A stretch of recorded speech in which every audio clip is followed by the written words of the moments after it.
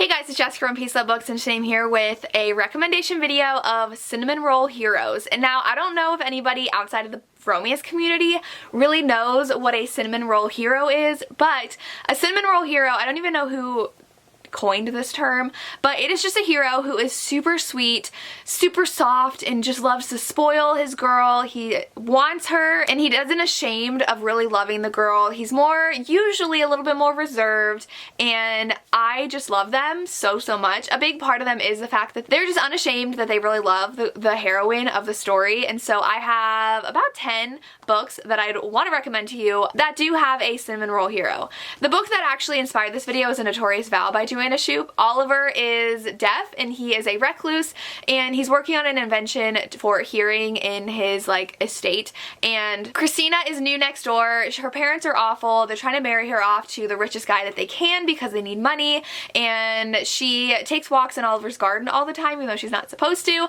and runs into him. They become friends, and then she's horrified about having to marry this old awful man. So Oliver and her end up having a marriage of convenience, and he is just so sweet to her, so nice to her, cares for her in the beginning. I did end up giving this 3.5, 4 out of 5 stars because of things that happen near the end. There's a little bit of drama thrown in there that I felt turned very melodramatic. And Christina's kind of young. She's 19. Oliver's 29. There's a bit of an age gap, but she read a little young to me. But if those things don't bother you, I think you would love this. I really just loved Oliver's character. He was adorable. I'll link any videos of romance booktubers who've done the cinnamon roll trope. I'll link that down below. But the next one is Transcendence by Shay Savage. I can never say her last name correctly on the first try. This one's time traveling, and his name, I don't even remember. Ed. Okay.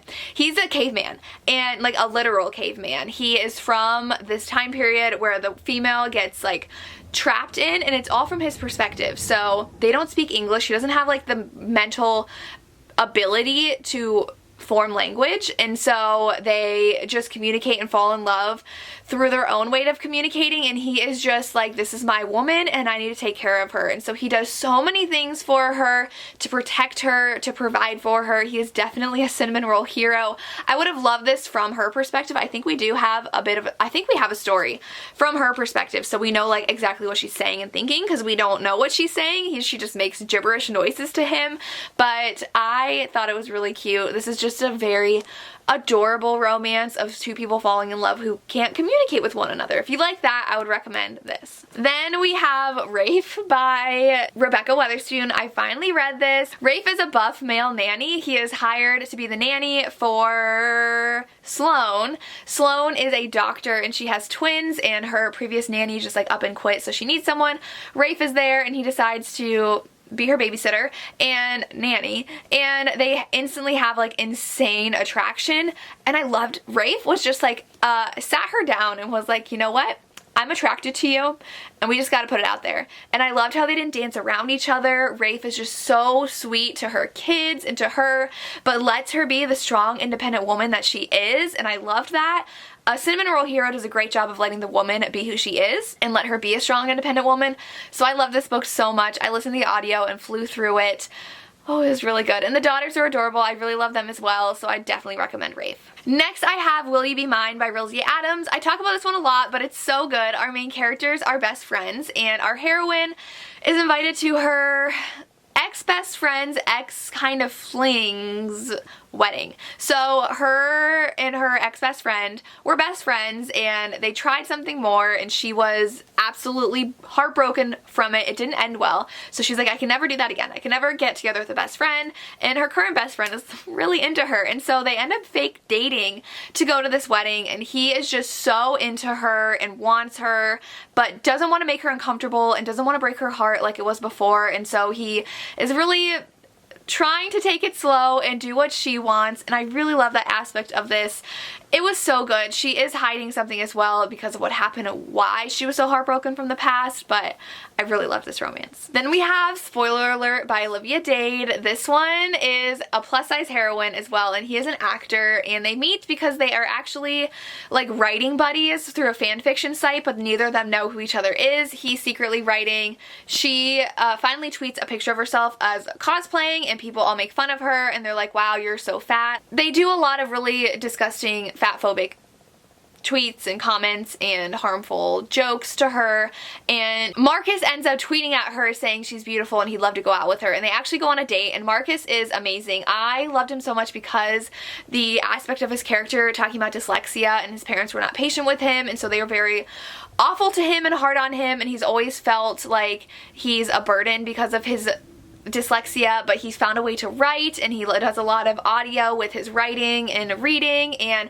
he just really unapologetically likes April and lets her take the reins in the relationship. He doesn't want to do anything that she's not comfortable with, and their first date isn't perfect, which I loved as well, but he also doesn't know how to tell her who he is because he knows that she's the writing partner and she doesn't know it's him. So I really love that aspect of this book. It was just a really great romance. Some people don't like the fan fiction aspect. I loved it. I would definitely recommend this. Then we have Always Only You by Chloe Leese. This is book 2 in the series, but it is such a good book. So the heroine is actually autistic and she has arthritis, and she's in her late 20s. I think her late 20s, maybe it's mid 20s. I don't remember. She's in her 20s, and so she has to walk with a cane. She doesn't really understand a lot of social cues, and our hero is actually a hockey player on the team that she is the social media person for, like marketing. I forget what her role is, but he knows that he can never date her, so he doesn't send anything to her. They end up growing closer in this book, and it's really cute because he's talking about this girl he likes, but she is autistic and doesn't get that it could be her. She doesn't like feeling like a burden to people. She had a relationship in the past that didn't end well because of her disability, and so she's very hesitant to enter in relationships, but it's really cute. There's a one point, I'm pretty sure she got sick and he had to take care of her. She meets his family. He's just such a warm cinnamon roll. I loved him. He is also a virgin hero, which I absolutely loved.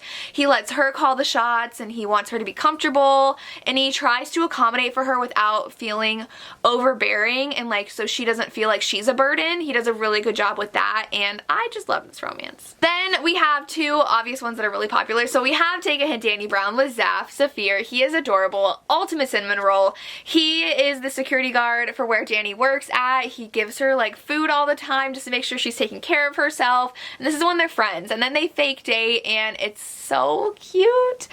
I love him so much. So they fake date, and he actually also has anxiety, and so there's one point he has a panic attack, and Danny actually helps him through it, and he runs a foundation where it's for athletes, I think it's rugby players, to try to prevent toxic masculinity and promote the healthy showing of emotions and discussing of emotions, and I just really loved this, and I loved Zaf, and he was adorable, and I couldn't recommend this enough. And then the last one is the Happy Ever After playlist by Abby Jimenez. This one is with Josh, and for this one, he's a cinnamon roll to me because he just wants to be with our heroine. He, at one point, is just like, I just want to sit on the couch with her and just like be with her because I love her so much, and they meet through text. He's a musician, he's gone in Australia, someone's pet sitting his dog, and she is going through a lot of grief because she did lose her fiance. So trigger warning for loss of loved one and grief, but what happens in here is she finds his dog and she can't get a hold of him, and so she ends up keeping the dog, and he comes back, he's like, that's my dog, but they were texting throughout the whole process and kind of falling for each other through text, and then they meet each other, and when they first meet, it's funny because like her kitchen's flooding and it's like a hot mess,